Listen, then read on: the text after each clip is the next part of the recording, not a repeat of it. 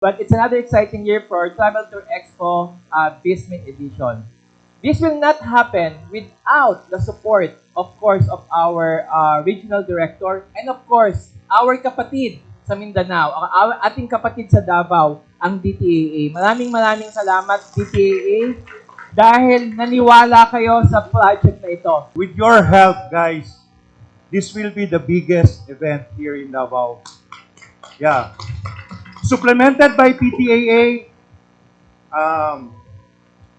complemented by your local experts, DTAA. For all the sales, kailangan only if you are attending in the Travel Tour Expo.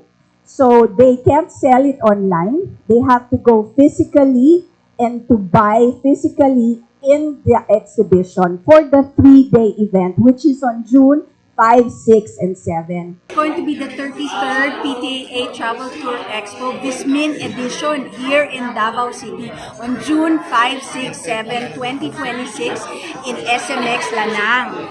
Yes. So, how many exhibitors are you expecting? Of Okay, course. we have over 84 exhibitors, okay, which is going to be airlines, travel operators, travel agencies, as well as cruise lines, and so many other tourism products as well. Yes. Ma'am, could you, of course, despite the ongoing crisis that is being felt here in the Philippines, why you will push through with this travel expo here in Davao? Okay, I believe that our Travel Tour Expo will help boost the economy of Davao as well as help really promote Davao as a destination and a gateway to Mindanao.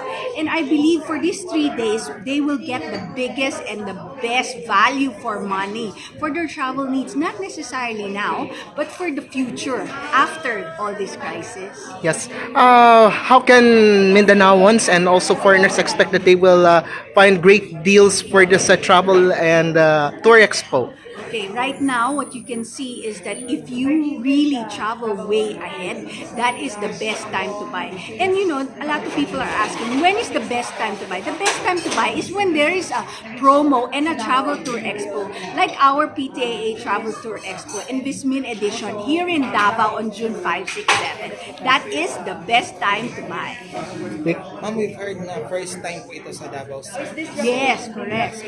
So, you know, right now, we've been doing this for 33 years already, but this is going to be the first time we're bringing this Travel Tour Expo here in Davao City, because we are not just going to be, you know, everybody does not have to go to Manila to be able to get the best travel deals, because kami na mismo ang pumunta dito sa Davao. So, kailangan na lang pumunta lang sila sa SMX Davao City, SMX Lanang actually, in on June 5, 6, 7.